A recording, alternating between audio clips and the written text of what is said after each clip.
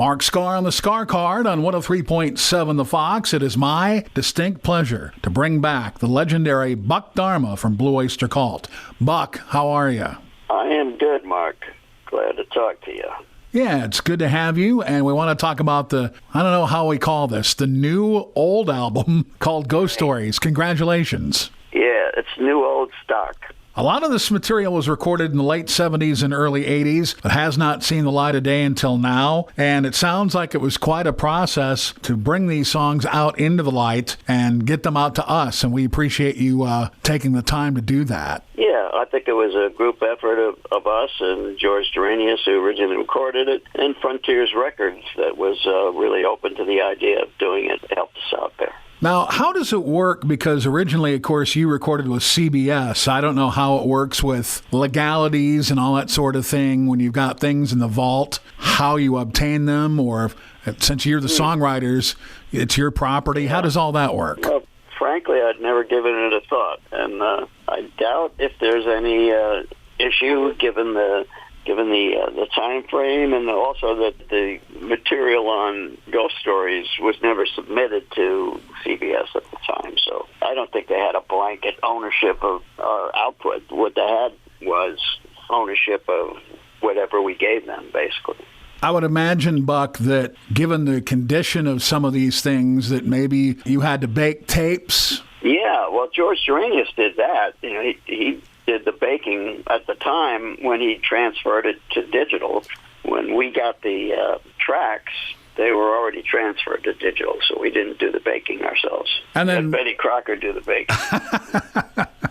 And then Richie Castellano kind of helped put things together too, your guitar player, and I understand he involved some artificial intelligence. We use some of the AI tools that are becoming available now to deconstruct stereo mixes. There were a couple of stereo mixes that he wanted maximum control over the elements, you know, the drums and the bass and the vocals and the guitars. Guitars are the hardest to split out, but the bass and the drums are fairly good, and the vocals tools are quite powerful now. And, you know, Richie did most of the engineering work on this record.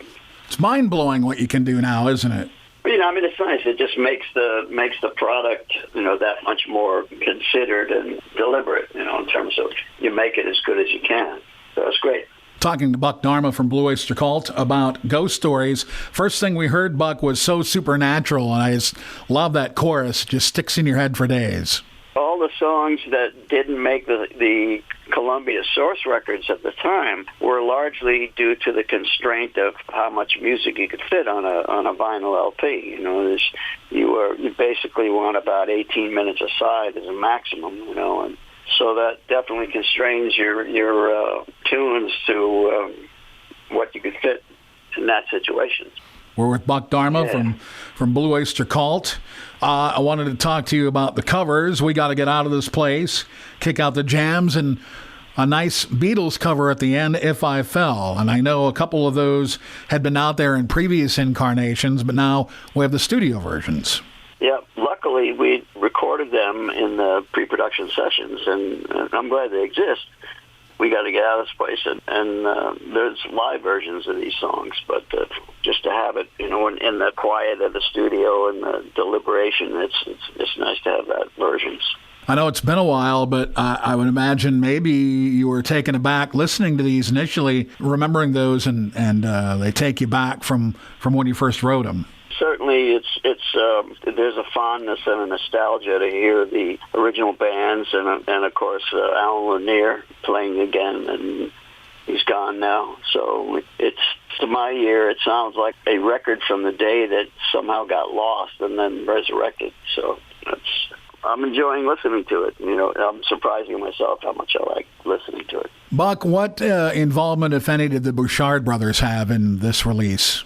When our manager Steve Shank approached them about doing this project, they were enthusiastic because you know, they wanted to see this material see the light of day too in a commercial format, and we had a nice cooperation of everybody working on it. And, the whole project has been a rather pleasant experience. And what's the reception been overall? What have you been hearing? I haven't heard a discouraging word yet. I think people are grateful to hear something from the original members, and just the idea that there's any new product coming out is always welcome for our fans, both old and new. And speaking of product, like last year, Buck, you put out the 50th Anniversary Live First Night. That was a nice package of it was 2 CDs and a DVD. And as fans, we appreciate things like that. Will the second and third night surface at some point? Yeah, they're on a release schedule. It's all done now. It's just waiting for Frontiers to put it out at their designated pace. So the second night, I guess, is coming soon, and then the third night will be out before the end of the year. Very good. More good news for Blue Oyster Cult fans. Yeah, and there's some great stuff on there too.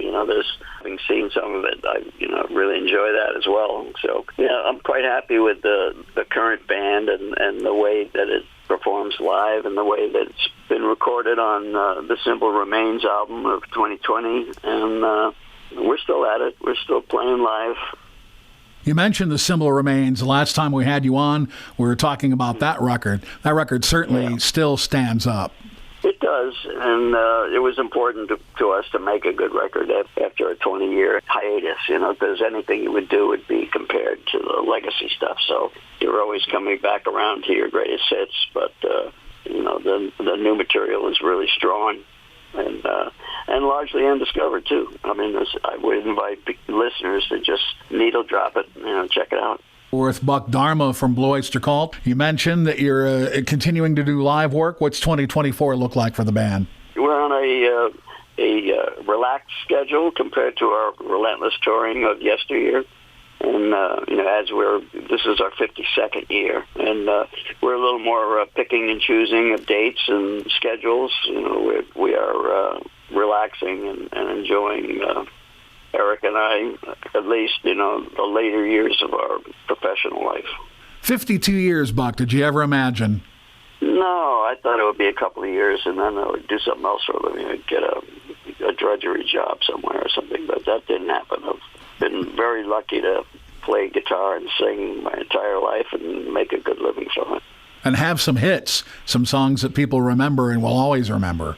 Yeah, well, I guess you sort of have to, otherwise you couldn't do it your whole life, if you didn't succeed at it. So to the degree we did succeed, I'm totally grateful. I also read, Buck, that you have something coming out called The End of Every Song. What can you tell me about that?